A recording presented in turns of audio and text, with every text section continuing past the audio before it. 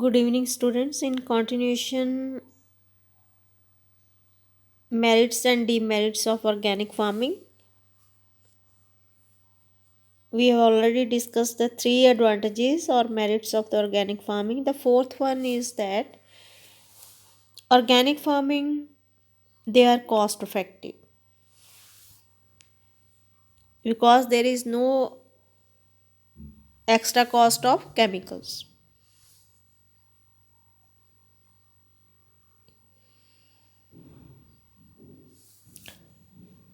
For growing of crops, the most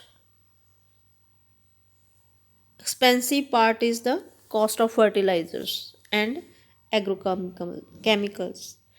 So that cost cut off and you can say this is a cost effective. Third fourth क्या है, fourth ये है कि जो organic farming है उसमें जो खर्चा है वो कम आएगा। क्यों? क्योंकि जो मैक्सिमम क्रॉप प्रोडक्शन में खर्चा किस चीज़ का है, फसल उगाने में फर्टिलाइजर्स का है और एग्रोकेमिकल्स का है। अगर हम केमिकल्स नहीं यूज़ कर रहे हैं, सिंथेटिक फर्टिलाइजर्स नहीं यूज़ कर रहे हैं, तो हमारा जो ऑर्गेनिक फार्मिंग प्रैक्टिसेस है वो क्या होंगी, कॉस्ट इफेक्टिव है, उस पर खर्चा कम होएगा। फिफ्थ वन है कि जो ऑर्गेनिक फार्मिंग है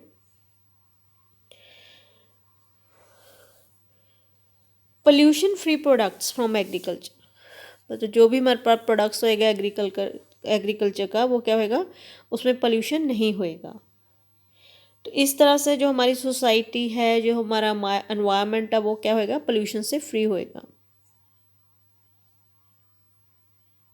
और अगर पोल्यूशन नहीं है एनवायरनमेंट में, जो ह्यूमन है एंड एनिमल्स हैं that is also protected, they will be protected from the short term and long term ill effects of agrochemicals through organic food. जो ऑर्गेनिक हम फूड खा रहे हैं, फूड के अगर हमने अपने खेतों में फर्टिलाइज़र स्प्रे किया हुआ है या केमिकल स्प्रे किए हैं in the form of pesticides, तो वो क्या है, वो हमारे प्रोड्यूस में भी है। प्रोड्यूस मतलब जो हम सीड खा रहे हैं, या सीड से आटा बना के खा रहे हैं, जहाँ हमने दालें खा रहे हैं या फिर हम सब्जियां खा रहे हैं, तो हम साथ में क्या खा रहे हैं, फूड के साथ, ऑर्गेनिक फूड के साथ हम क्या कर रहे खा रहे हैं, टॉक्सिन। टॉक्सिन मतलब एक तरह से एग्रोकेमिकल्स।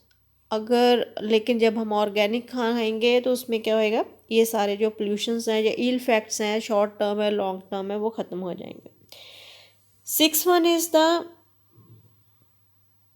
फर्टिलाइज़र और एग्रोकेमिकल्स जो हैं उससे जो सब्सिडीज़ हैं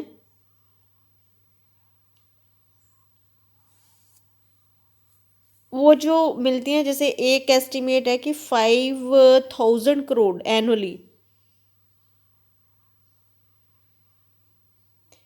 हम सेव कर सकते हैं by shifting to the organic system, organic farming system.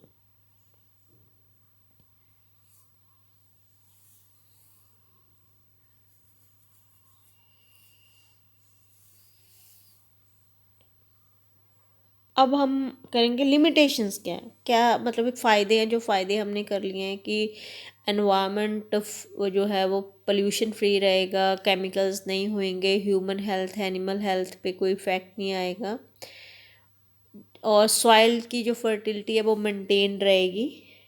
तो ऑर्गेनिक फार्मिंग से हम सॉइल को जो उसकी infiltration, not only fertility but also the it's infiltration property, या फिर हमारा जो वाटर है, ड्रिंकेबल वाटर या पोर्टेबल वाटर है, that will be free from the chemicals. और क्या कोई ऑर्गेनिक फार्मिंग से जो है वो नुकसान भी होएगा? यस। इसमें है कि जो ऑर्गेनिक फार्मिंग है हर जगह पे, हर सिचुएशन में या हर फसल के लिए डेवलप करना डिफ़िकल्ट है, क्योंकि जो ऑर्गेनिक मटेरियल है ऑर्गेनिक फार्मिंग में हमें यूज़ कर रहे हैं, अकॉर्डिंग टू प्लेस वो चेंज होता रहेगा।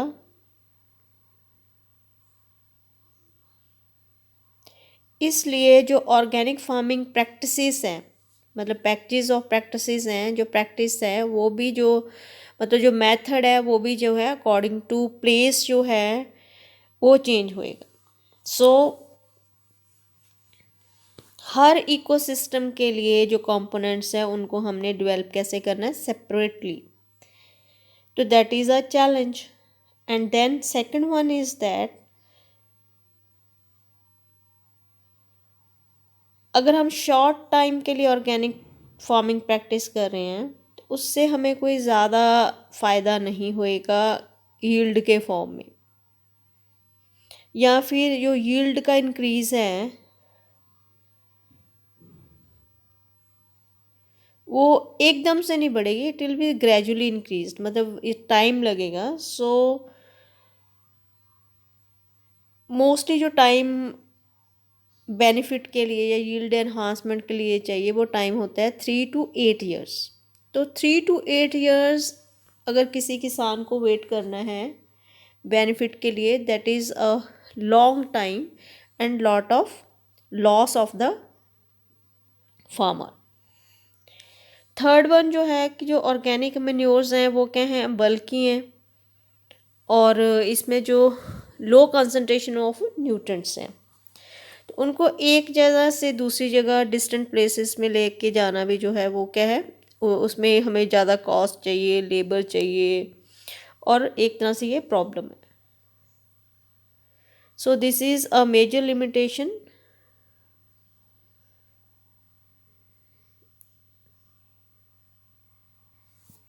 फोर्थ वन ये है कि जो मोस्ट हाई यील्डिंग वैरायटीज़ हैं, जो हाइब्रिड्स हैं,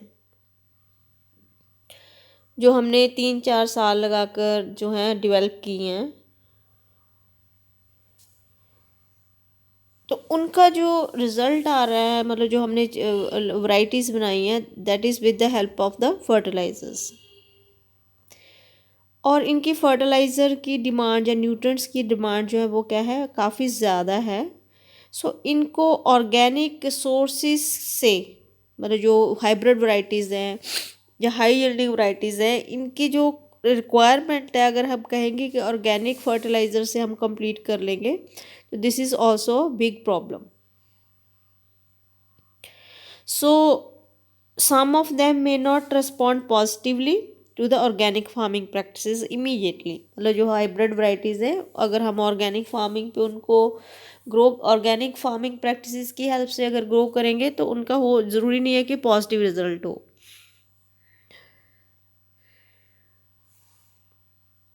उसके लिए हमें पहले क्या है, रिसर्च करनी होगी, पहले एक्सपेरिमेंट करके देखना होगा क्या वो रिस्पॉन्सिव है या नहीं। नंबर 5,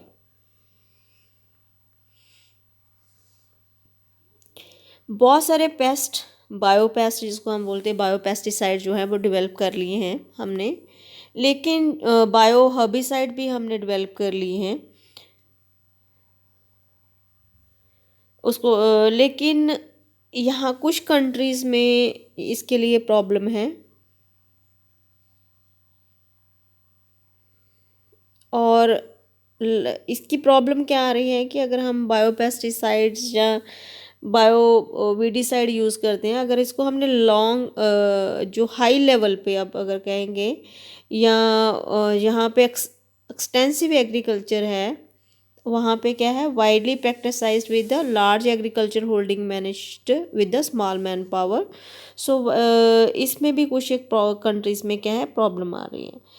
तो many more efforts are needed to identify natural enemies predators of some pest. ठीक है, अगर हमने प्रीडेटर्स जो हैं, पेस्ट के प्रीडेटर्स को आइडेंटिफाई करना या नेचुरल एनिमीज़ को आइडेंटिफाई करना, it's not that easy. So जो नेचुरल एनिमीज़ एंड प्रीडेटर्स हैं पेस्ट के, are entirely absent in an ecosystem and the pest have to be manage by cultural and breeding methods. तो cultural and breeding method से अगर हमने paste को control करना है, विच में इन्वॉल्व मोर टाइम और लेबर, इसके लिए हमें ज़्यादा लेबर चाहिए और टाइम भी चाहिए।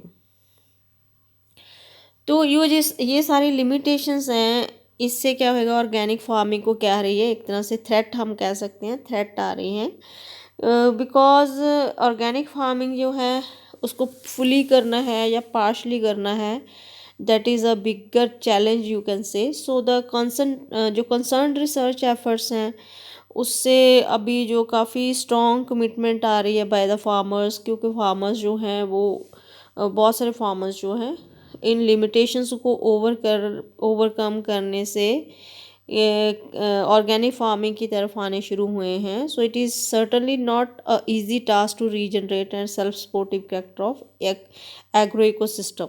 ठीक है, इसको हम एग्रो इकोसिस्टम भी बोल सकते हैं. But it is not beyond the possibility of human efforts to reestablish production system based on long term considerations. So practice of organic farming is a prioritized imperative than an option. ठीक है, it is just not possible to desist from practicing the organic farming due to limitations. Every limitation have to be tackled scientifically and suitable solution can be found. मतलब अगर कुछ के limitations हैं, कुछ नुकसान है, तो इसका मतलब ये नहीं कि हमने ऑर्गेनिक फार्मिंग को नहीं करना है. उनको हम ओवरकम करने के बाद, जो लिमिटेशंस को ओवरकम करने के बाद ऑर्गेनिक फार्मिंग को हमने कंटिन्यू करना है. तो लिमिटेशंस हम फिर से रिपीट कर लेते हैं. टोटल जो है 6 लिमिटेशंस हैं. फर्स्ट लिमिटेशन जो हमने की है वो है कि हर एक क्रॉप जो है उसका एक अपना ऑर्गेनिक ऑर्गेनिक फार्मिंग की प्रैक्टिसेस है, या एक मेथड है, या उसके अलग से प्रोडक्ट हैं. तो हर एक फसल के लिए ये डिफरेंट है, जो प्लेस टू प्लेस वेरिंग कर रहे हैं. तो हर क्रॉप के लिए जो प्लेस टू प्लेस वेरी कर रहे हैं, ये प्रैक्टिसेस या मेथड वेरी कर रहा है, तो वो उसको मेंटेन करना प्रॉब्लमेटिक है. सेकंड जो है कि जो हमने प्लांट ब्रीडिंग की हेल्प से न्यू वैरायटीज़ डेवलप की हैं और उसके लिए हमें काफ़ी साल लगते हैं, जैसे 8 ईयर या 12 ईयर ऑल्सो. एक हमने हाइब्रिड वैरायटी बना तो लिया, लेकिन हाइब्रिड वैरायटी जो है उनकी जो रिक्वायरमेंट है फर्टिलाइज़र की बहुत ज़्यादा है. तो ऑर्गेनिक फर्टिलाइज़र्स के साथ उस रिक्वायरमेंट को कंप्लीट करना क्या है, इट्स नॉट दैट इजी. तो अगर हमने इतने साल लगाए हैं, इतनी साइंटिफिक रिसर्च के बाद एक हाइब्रिड वैरायटी बनाई है या हाई यील्डिंग वैरायटी बनाई है, तो ऑर्गेनिक फार्मिंग के साथ उसको डेवलप करना जो है ये भी एक चैलेंज है. ठीक है, ये सेकंड हमारे पास लिमिटेशन है. थर्ड ये है कि जो ऑर्गेनिक मैन्योर्स मैंने आपको फर्स्ट लेक्चर में करवाई थी, वो सारी बल्कि उसमें हमने की थी बल्कि मैन्योर्स जो होती हैं वो क्या है, हैवी मैन्योर्स होती हैं. हैवी मैन्योर्स हैं, ठीक है, लेकिन जो न्यूट्रिएंट कंटेंट है, अगर हम कंपैरिजन करें इनके साथ फर्टिलाइज़र्स के साथ, तो ये क्या है, इनको एक जगह से दूसरी जगह लेके जाने के लिए बहुत मैन पावर चाहिए, और मैन पावर के साथ साथ क्या है, ये कॉस्ट इफ़ेक्टिव नहीं है. ठीक है, इससे कॉस्ट बढ़ जाती है और लेबर भी बढ़ रही है, तो ये भी एक प्रॉब्लम हो गई. तो देन हमारे पास सेकंड जो है, जो हम कह रहे हैं कि जो इन टर्म्स ऑफ यील्ड, अगर हमने यील्ड बढ़ानी है, तो यील्ड को बढ़ाने के लिए जो ग्रेजुअली जो यील्ड बढ़ेगी वो एकदम से नहीं बढ़ेगी. नेक्स्ट सेकंड जो है कि यील्ड जो है बढ़ेगी वो एकदम से नहीं बढ़ेगी, उसको कितने टाइम लगेंगे. अगर हमने टाइम लगे, मतलब जैसे यहाँ पे इसने 3 to 8 ईयर्स लिखा ना, 3 to 8 ईयर्स का क्या मतलब है कि किसान को, अगर जो ऑलरेडी एक किसान अपने खेतों में काम कर रहा है, देखो वो फर्टिलाइज़र डाल रहा है, केमिकल डाल रहा है उसी खेतों में, अब is want to switch on the organic farming.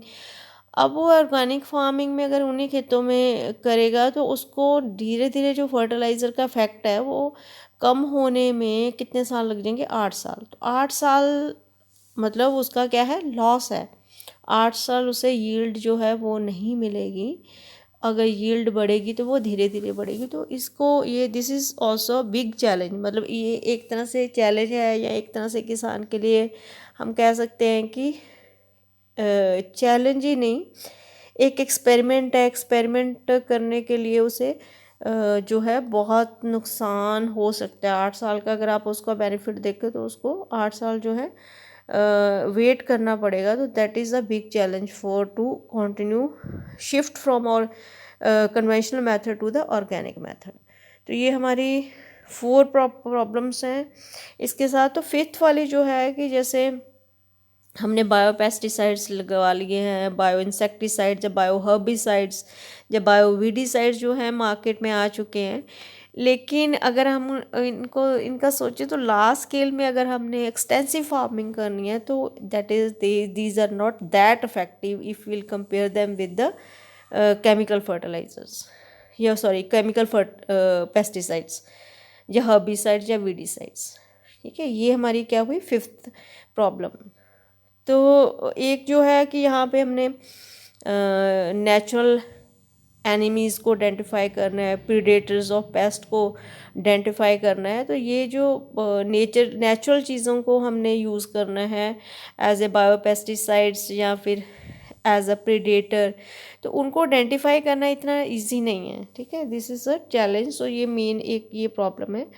तो इसका मतलब ये नहीं है कि हमने ऑर्गेनिक फार्मिंग जो है उसको एक साइड पे कर देना है या नहीं करना है, लेकिन इसके बेनिफिट को अगर हम ध्यान में रखें तो ये सारे जो चैलेंजेस हैं इनको हम ओवरकम कर सकते हैं, इनके अल्टरनेटिव ढूंढ सकते हैं। लेकिन वी हैव टू हैव, या farmer have to have with the organic farming practices, because this is the era of organic farming. Nobody want to eat food with toxin, and nobody will spare us, our future generations will not spare us that we were eating toxin with the food. So we have to have switch on the organic farming. I hope merits and demerits are clear with you. If anything is not clear, please feel free to talk to me. Thank you.